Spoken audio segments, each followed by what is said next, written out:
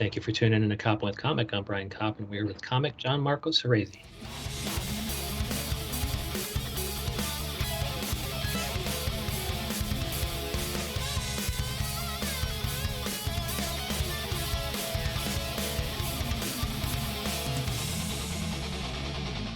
Gianmarco Soresi, how the hell are you? Oh, everything. So many feelings all the time.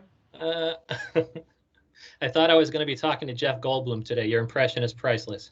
Oh, thank you. I worry I might be running it into the ground, but I have a lot of time. And I just did one. Someone asked me. I set up a Cameo account because I was like, oh, maybe I'll make a couple bucks. And then, of course, like the first thing, someone reached out to me and they're like, hey, it's my friend's birthday. We don't have any money. Would you still do it? And I'm like, yeah, of course. I looked at her mother passed away this year, and she was like raising all this money for Black Lives Matter, and I was like, Okay. yeah, okay, I can do it. And I guess I'm sure someday I hope I'm successful enough that I'm like I just don't have time for this, but I totally do have time for it right now. I would think that the Jeff Goldblum people could be pissed off. It would fuck with his Cameo account. Yeah, I think he's so famous. His Cameo would be like, to be $1,000 for a video. So, all right. Oh, so only the mid-tier celebrities are on Cameo. I'm at $5 a message right now. So nice. It's a bargain. It's a bargain at twice the price. Now, people can find you do stand-up comedy online. Are you doing Instagram Live things? Are you doing Zoom things? Or are they just going to kind of, follow you on Twitter like I do, which is Gianmarco Soresi? Thank you. I mean, yeah, I'm doing. It started with kind of more Instagram Live shows. Now it seems to be just Zoom. Okay. So I was doing more in the past. Now it's about 4 or 5 a week. I did an open mic this week in person, like 6 people. No shit. And, it's terrible how, I mean, open mics are tough. Open mics with like longtime comedians is the worst. No one's paying attention. Yeah. It's one of these things, like to do a kind of a joke is almost like corny. It's like, ugh, really? You're gonna tell a joke? And it's just tough. I get on stage and I feel I did one show on a truck bed that got shut down by the police when I was a minute into my set. And I was talking to some of the comedians who had gone up before me, and they looked, mortified, and they're like, it felt like I regressed 2 years. And I had a fantasy where I was like, okay, you know what? I'm gonna get on that bed. I'm just gonna fucking go right into it. I'm just gonna shake it all off. And then the moment you get up there, it's like my body feels like empty, and my arms are like a little bit shaky.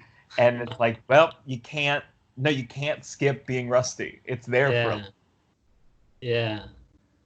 But it kind of reminds me of one of your tweets where it's like, hey man, you're a white person, you got to create these obstacles, man. You got to try to do your open mic, and it gets shut down, and there you go. You got something to complain about. Yeah, white people have to create their own obstacles. That's what I said. And yeah, speaking of the Twitter thing, one thing there's a couple tweets that I'm interested in. All your tweets are good. The Jeff Goldblum impression, getting back to Gal Gadot is just fucking hilarious. But some of the other straight comedy things that I like are, do you mind if I read the tweets or no? Are you? I gotta never stop someone from reading my tweets. Okay, yeah. So white people would rather tear down a statue of Christopher Columbus than confront their racist parents. That's amazing. And at the other end of the spectrum, you had, and I'll tell you why I think it's a spectrum kind of, or it sets up a tension that I'm interested in.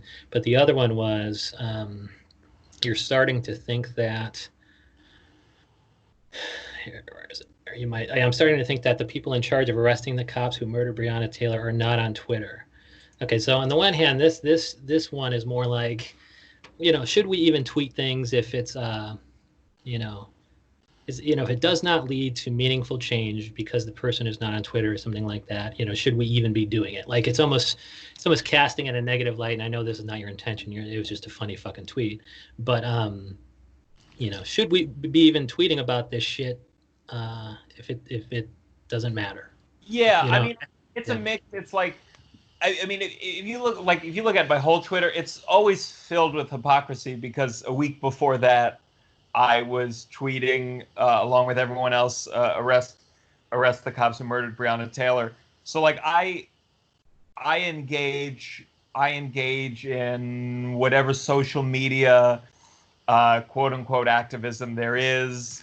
But I try to be aware of the fact that a lot of it is fruitless, or like it's. I've noticed with the Breonna Taylor thing, people have like it's kind of gone through the Twitter morphing thing where now people are coming up with like creative ways to say arrest the cops who murdered Breonna Taylor, and it's this weird thing where I mean, yes, are you continuing to call attention to it, but you're also like doing it in a creative way that you're hoping like pops on Twitter, and it's not. You know, I never would, I would never feel disdain for people spreading the message of arrest the cops who murdered Breonna Taylor. Not in a million years, but it is this weird tension with all social media where all of it's performative to a certain degree because we're putting it on a platform that values likes and retweets, and I think it's just an interesting tension. And as a comedian, I hope to write some jokes about it, but it's delicate, of course. That particular tweet, I was a little bit nervous about it because I'm like, I do not want to disrespect or make fun of the intention or the fact that the cops who murdered Breonna Taylor should be fucking arrested. But it's you know, I think you have to be suspicious or be critical or just make jokes about kind of some of the hypocrisies and the way we engage, because I think without it, I think it can be a form of purifying. If you know, sometimes Twitter can be something that's become so cynical, it's almost like, well, why do fucking anything? But I think it can also make people think about it, or it can just be kind of a funny commentary on, well, you know, this is the reality. Social media, movements on social media are always going to be tainted by the fact that part of it is a numbers game. And Twitter particularly, like, you know, with my news feed is extremely, or my timeline is extremely left-leaning, and sometimes you know, I thought Bernie was like kind of maybe had it in the bag, and it's because you go on and it's like it just feels that way. It just feels like, oh, no one likes Biden, and then you see him, you know, fucking sweep. Was it South Carolina? That was the big turning point. And it's kind of like, right, you gotta remember this echo chamber. We're all susceptible to it, even in slight ways. Matt Broussard, who's a great Twitterer, you know Matt, right? I haven't had him on yet, but we had on Bob Biggerstaff today, and he's had Matt on, so I feel like I'm once removed from Matt right now. He had some tweet where it's like, seeing all my left-leaning intellectual friends shit all over Joe Biden. He didn't say shit. I'm making it my own. Seeing all my intellectual friends kind of talk about how much I hate Joe Biden really makes me think he has a shot. And it's so true. It's just so true. And yeah, and again, like, it's been a fine line because I don't do enough in terms of I should be giving more money. There's a lot more things I should be doing. I've taken some actions, and, you know, inside myself, it's like, am I doing this for approval? Am I actually learning? Am I actually fighting this fight? I'm having those conversations, which I think every person, especially white people, should be having with themselves. And at the same time, though, I'm a comedian, and so it's like, well, what is there to talk about with everything that's going on in a way that is not insulting or minimizing, but is still like noticing hypocrisies or poking fun at the things that deserve to be poked fun at. But I've learned a lot. I have old jokes. I went through my old joke thing in the last couple, my joke document, and there was a couple jokes where I'm like, you know what, this, even if it is funny, it's like making fun of a thing that doesn't need to be made fun of right now, Yeah. is just not the time and is not worth it for the idea of the joke. Suppose you And could put it in a shitty character, coming out of a shitty character's mouth, maybe.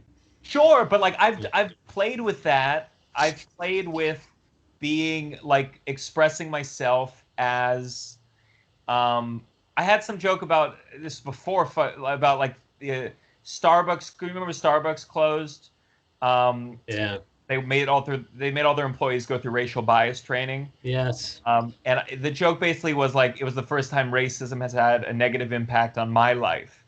And it went into, and like the goal of the joke was me saying like, you know, I am an entitled person. I'm trying to make a joke of me in that moment being completely oblivious or just acknowledging it. But in retrospect, it's kind of like I that character might not be worth playing anymore, or it might Ah. be too real, or I could say like I think I'm above it. I'm being ironic, but in Yeah. fact, the way I live my life is not a super active supporter of this movement. So really, I'm not above it. I am that person that I'm making fun of. So it's not as funny. Well, Uh, what I like, about the tweet, like I think there's a role for this sort of thing, and I think you hit on it with the tweet about the Christopher Columbus thing, because until I read this tweet, it wouldn't have occurred to me that this performative Twitter activism by white people and white comics, um, you know, are these people going home and confronting their racist parents? Like, wow, it didn't occur to me till I read that yeah, they might want to do that first. yeah, Confronting your racist parents, coming out of your mouth could be pretty powerful as a their offspring. But yeah, maybe they should think twice about retweeting a statue Christopher Columbus joke when they should just be fucking have a real conversation with racist parents. yeah, and it's again like it's the inspiration for the joke came from my own life. First of all, I'm like, yeah, fucking take down the Christopher Columbus statue. I certainly don't give a fuck. I don't think anyone really. I think it's great. Go ahead, take down all the Christopher Columbus statues. But like, I know personally, like, uh, the harder thing to do would be like my stepfather is more conservative leaning, Yeah. and he's very smart in a way where I and the relationship is, he's my stepfather. There's a condescending relationship of sorts. It would be, it's very hard for me to debate him.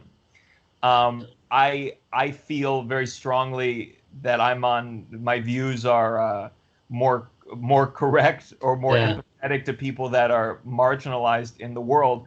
But it's tough to debate with someone who has read the Wall Street Journal every day for the last 40 Yeah. years. Is a lawyer. He's a lawyer. Yeah, I So am too. I am too. So I can see both sides of every issue, but that yeah, doesn't mean that like there's certain libertarian threads running through the counter arguments that, oh well, maybe this level of government is not the person to do that. Like if somebody yes. wants a federal statute on banning chokeholds, well, they're like, well, maybe it's going to be more appropriate at the local level. So that's hard to debate with, but you're right that. You're on the moral correct ground. It just sucks that somebody's on the other side and he might have a valid argument or two based in, government, the role of government arguments. Or there's just debate. There's argument tricks where all of a sudden I look like I'm a fool, or I'm Yeah. like, oh, let me get back to you on that point. So it's tough, and part of it, if you Let, if you let me don't, let me get back to you on that point. Yeah, yeah, one cutting remark could end a lot of these things. Like he could be like, "Oh, really? Banning chokeholds is going to change racial justice in America?" Like that's basically true. But like you don't need that cutting argument because you'd be like, "Dude, it's a step in the right fucking direction. It's one of many things that need to get done. So why yeah, not do it first?" sure. And that's like where it's like, well, sometimes you get to these debates, and I'm like, fuck, I'd have to just this be my full-time gig for me to be able to argue with someone at that level of intelligence. So then it's like, I was thinking about, I have a younger brother, and I worry about him. I worry about any 17-year-old who's on Reddit or, I'm not sure. We're not close enough where I don't know if he's on 4chan or he's playing Yeah. Call of Duty and they're just throwing around slurs, as they shoot each other on this game. Um, But it's like I talked to him the other day, and it's tough. It's like I don't think I'm ever going to convince my 18-year-old brother to go on Amazon and watch I Am Not Your Negro narrative about James Baldwin. yeah. But I did try to turn him on to the Dave Chappelle special, and Yeah. I thought that was a really nice thing where that was a much easier for me to get my brother to watch Dave Chappelle special than the Yeah. 13th on Netflix. Yeah. I love that tweet. And what did you think about the special? And if your brother watches it, what is he going to take away from it? I mean, the special was incredible. I don't know enough about church what qualifies as a sermon, but Yeah. it's like I think of it more like Chappelle is someone who has garnered a great deal of trust in terms of him speaking honestly Yeah. and his mind, and whether it's like filled with punchlines or not, he's an amazing storyteller. Yeah. Uh, so I thought it was incredible, and I watched it twice that day. Chappelle's one of the few comedians who I didn't know it had come out the night before, but if it had, I would have stayed up and watched it. I will drop everything to watch Chappelle. Yeah. Um, and I think my hope is like with my brother or a different group of people, particularly, I as a white guy who went to a private school, that was diverse for a private school, but it was a lot of white 15-year-old kids who fucking loved the Chappelle show. Yeah. And there's so many black entertainers that have this, have so many white fans.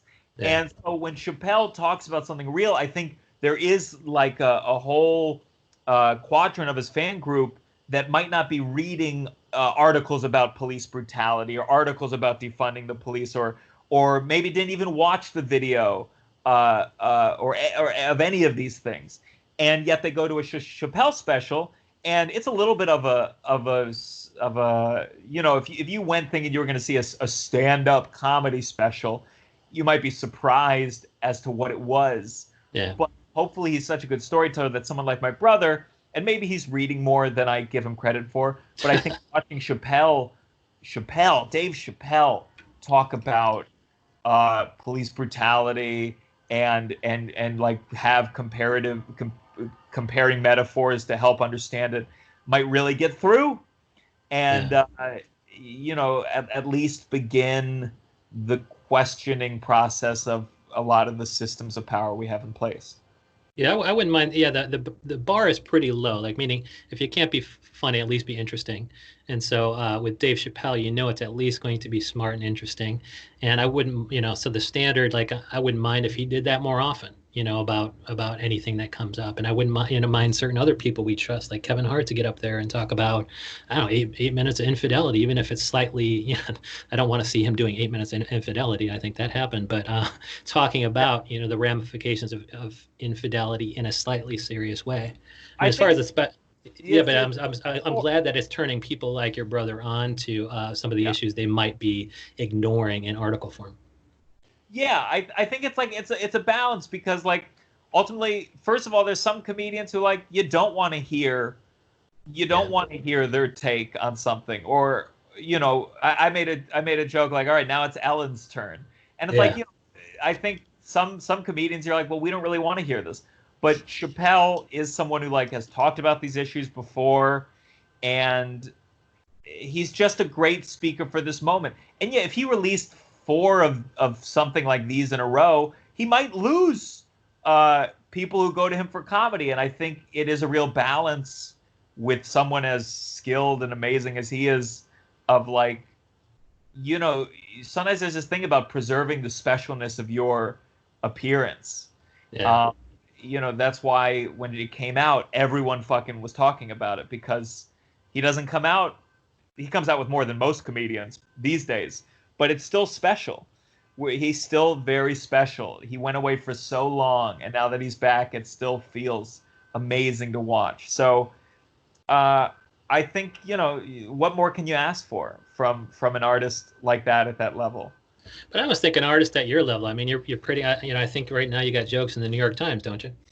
Oh yeah, they wrote up a joke about the Zoom, but it's like, I think that's one of the tough things right now, where I had all these coronavirus jokes, and now it feels, even though the cases are on the rise, it feels almost like everything coronavirus is automatically dated, because it just doesn't feel Yeah. as important as everything else.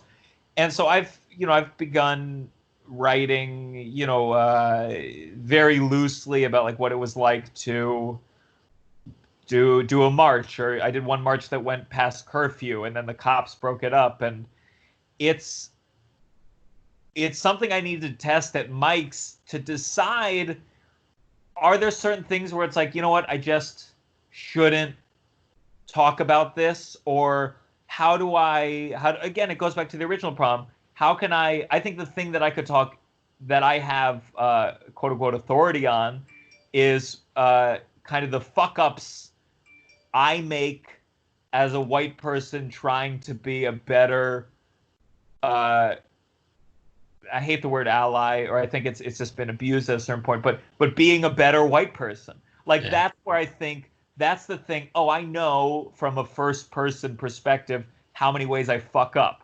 But how do I make something that's funny, that is not undermining or is not preachy on the other end?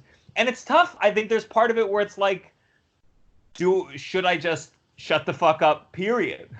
It's not, it's because when you're at a lower level of comedy, a lot of your entire career is like trying to get people to use you. You need me. Please put me on this stage. Please listen to my perspective on this.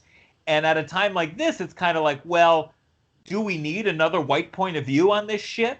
And Yeah. it's a tough, it's a mix of like, I feel a certain, like, am I a bad person for even pursuing this at all? Am I shitty that now my Instagram, I share some post or some donate to this, or here's an interesting article mixed in with me doing a Jeff Goldblum impression. Yeah. It's a tricky balance, and I'm sure I've fucked up certain times, and it's just what you have to live with. I mean, if that's the problem you have, you're lucky, and you just have to question and uh, try to be aware, I guess. But I think you're at least entertaining us in the interim. Other than sharing the occasional link, if you're giving me a new way to look at this, it can be helpful. And if you can't ultimately get there, like, I almost think that one of the serious topics that you might be like, I would fire up a Gianmarco Soresi video, 8-minute video, like a Chappelle thing, talking about, something like, divorce or something. I know, like, I saw some of your Comedy Cellar bits, and I think you talked about divorce, and it was funny. But, I'd be interested to hear, like, you're a celebrity comic at this point. I would be interested to hear something that you actually have, some real insight on, because, I'm getting, I'm laughing at the jokes about divorce, but I could also kind of learn something about his impact on a child, if you also kind of did a serious thing. And the one I'm thinking of is when Theo Vaughn did his lengthy straight to the camera on YouTube thing about sobriety. That was helpful to a lot of people, and that's what kind of turned me on to kind of liking him a little bit more. So would you ever consider doing something like that? Yeah, I mean, I've thought about whether it's divorce. I've been thinking more if I do Edinburgh next year, Yeah.